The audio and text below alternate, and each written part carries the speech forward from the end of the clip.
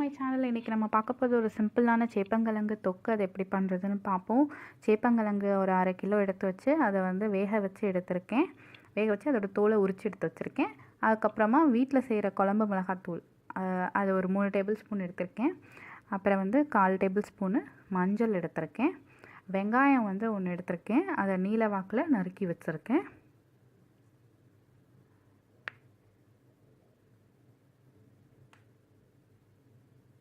அப்புறம் வந்து ஒரு தக்காளி எடுத்திருக்கேன். தாளிக்கிறதுக்கு கடுகு, சீரகம் 1 டேபிள் ஸ்பூன் எடுத்திருக்கேன். பூண்டு வந்து 5 to 6 பல் சின்னதாக நறுக்கி வச்சுருக்கேன்.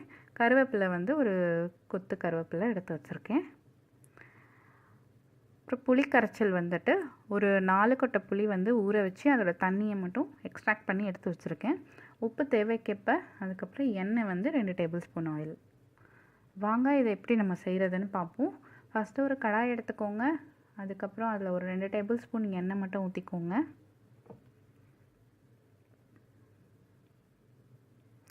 எண்ணெய் சூடாகட்டும். இந்த சேப்பங்கிழங்கை வந்துட்டு நீங்கள் உருளைக்கிழங்கு மாதிரி லைட்டாக வேக வச்சா போதும். கொஞ்சம் நேரம் வேக வச்சுட்டு அதுக்கப்புறமா அதோட தோலை வந்து உரிச்சிட்டு அதுக்கப்புறம் லைட்டாக தண்ணியில் கோல்ட் வாட்டரில் வாஷ் பண்ணி எடுத்து வச்சுக்கோங்க. ஏன்னா அது சீக்கிரமாக வெந்துடும். அதனால் ரொம்ப முதல்லையே கொலைய வேக வச்சிட்டிங்கன்னா அப்புறம் நல்லா இருக்காது. ரொம்ப பிசு பிசுன்னு ஒரு மாதிரி ஆகிடும். அதனால் லைட்டாக வந்துட்டு வேக வச்சு எடுத்து உரித்து வச்சுக்கோங்க. அப்போ நம்ம இங்கே வேகும் போது அரைவேக்காடெலாம் இருந்துச்சுன்னா ஈஸியாக வந்துட்டு நமக்கு கிரேவியில் கரெக்டாக ஒரு பதம் வந்துடும் நமக்கு. ஏன் நம்ம கழுவி வைக்கிறோம் அப்படின்னா அந்த தோலில் கொஞ்சம் டஸ்ட் இருக்கும். அதனால தான் கழுவி வைக்கிறோம். ஓகே, ஸோ இப்போ வந்து கடுகு போட்டுருங்க. எண்ணெய் சூடாயிடுச்சு. ஓகே, கடுகு போட்டாச்சு. கடுகு போட்டி வரட்டும்.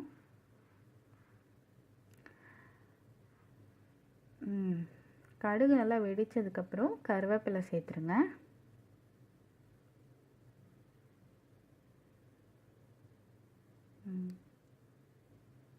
கருவேப்பிலை நல்லா பொரியட்டும். அது பொரிஞ்சோடனே அந்த ஜீரகமும் 6-7 பல் பூண்டு வச்சுருந்தோம் இல்லையா, சின்னதாக நறுக்கி அது 2த்தையும் சேர்த்துருங்க. சீரகம், பூண்டு. ஓகே, இப்போது 2 மினிட்ஸ் கழித்து வெங்காயத்தை வந்து சேர்த்துருங்க. நறுக்கின வெங்காயத்தை.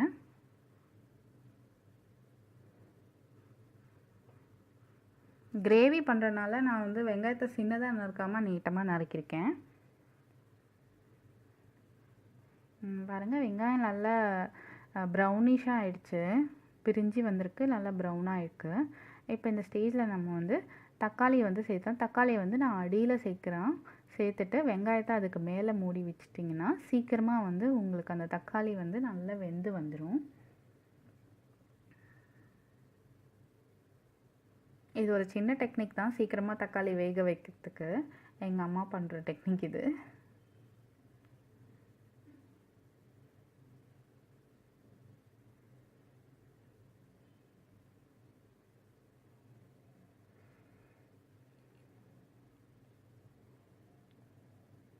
ஒரு 3-4 மினிட்ஸ்லேயே வந்துட்டு தக்காளி நல்லா வெந்துருங்க. இந்த மாதிரி ஒரு டெக்னிக் யூஸ் பண்ணிங்கன்னா. எப்போவுமே வெங்காயத்தை எங்கள் அம்மா எப்போவுமே தக்காளி வந்து கீழே அடியில் வச்சுட்டு அதுக்கப்புறம் மேலே வெங்காயத்தை வச்சு மூடி விட்டுருவாங்க. அப்போ வந்து நல்லா சீக்கிரமாக டக்குன்னு அது நல்லா வெந்துடும் அப்படின்றதுக்காக.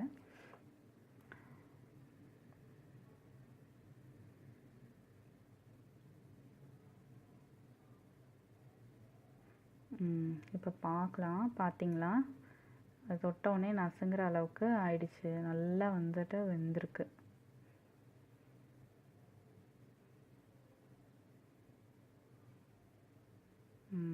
சூப்பர். நல்லா அதை வந்து வதக்கி விட்டுருவோம்.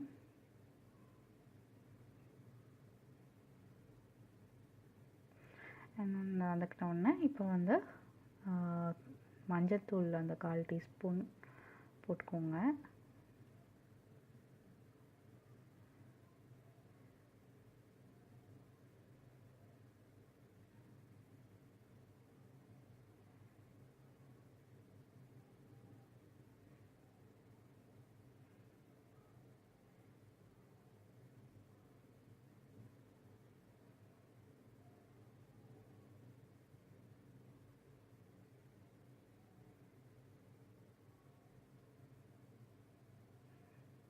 இப்போ வந்து கிழங்கு சேர்த்துருங்க.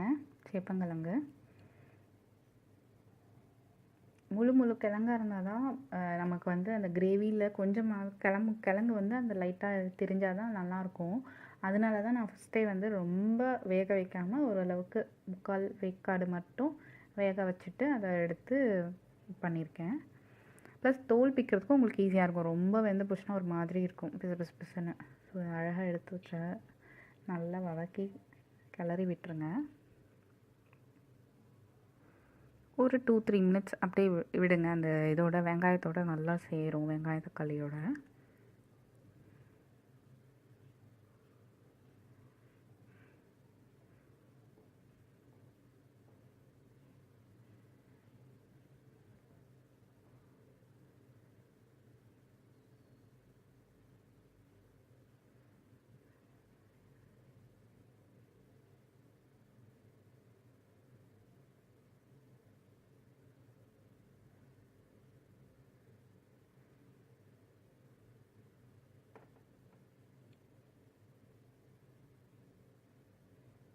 நல்லா வரட்டி விடுங்க. ஏன் அப்படின்னா அடிப்பிடிச்சி ஒட்டிக்கும், அந்த பிசு தன்மை உள்ளது இல்லையா, அதனால் அப்பப்போ கிளறி விட்டுறது பெஸ்ட்டு. இப்போ வந்து மிளகாத்தூள் சேர்த்துடலாம். ஓரளவுக்கு அது நல்லா சேர்ந்தனால மிளகாத்தூள் ஒரு 3 டேபிள் ஸ்பூனு அதையும் சேர்த்து நல்லா வந்து கிளறி விட்டுடலாம்.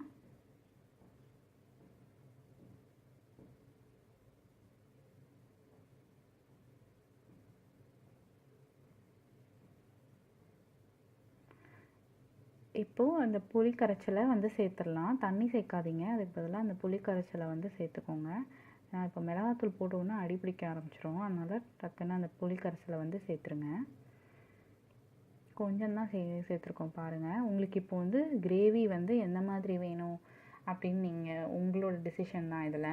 அதாவது நல்லா திக்காக வேணும் அப்படின்னா சப்பாத்திக்கு அப்படிங்கும்போது நீங்கள் ரொம்ப திக்காக தண்ணி இல்லாமல் செஞ்சுக்கலாம். இன்னும் கொஞ்சம் தண்ணி வேணும்னா லைட்டாக நீங்கள் வந்து ஊற்றிக்கலாம்.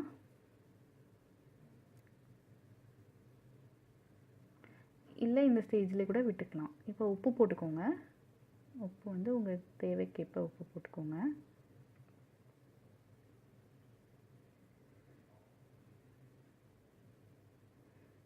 இப்போ சாதத்துக்குனா இந்த பதமே ஓகேன்னு சொல்லலாம். சப்பாத்திக்கு வந்து இன்னும் கொஞ்சம் தண்ணி ஊற்றி சேர்த்துக்கிட்டிங்கன்னா கொஞ்சம் நல்லாயிருக்கும்.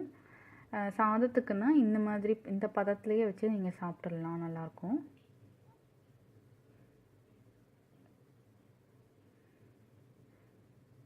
பாருங்கள், நாங்கள் கொஞ்சம் தண்ணி சேர்த்துருக்கோம், எப்படி இருக்குன்னு பாருங்கள்.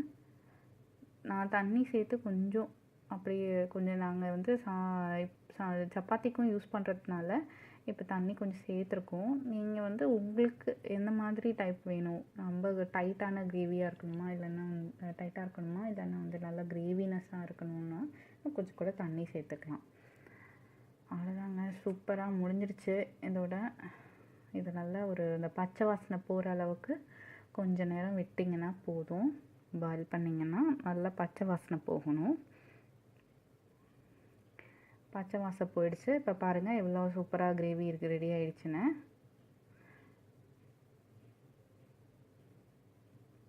இது நீங்கள் ட்ரை பண்ணுங்கள். ட்ரை பண்ணிவிட்டு உங்களோட கமெண்ட்ஸ் அண்ட் ஃபீட்பேக்கை சேனலில் போடுங்க. ப்ளீஸ் சப்ஸ்கிரைப் பண்ண மறந்துடாதீங்க. ஓகே, தேங்க்ஸ் ஃபார் வாட்சிங்.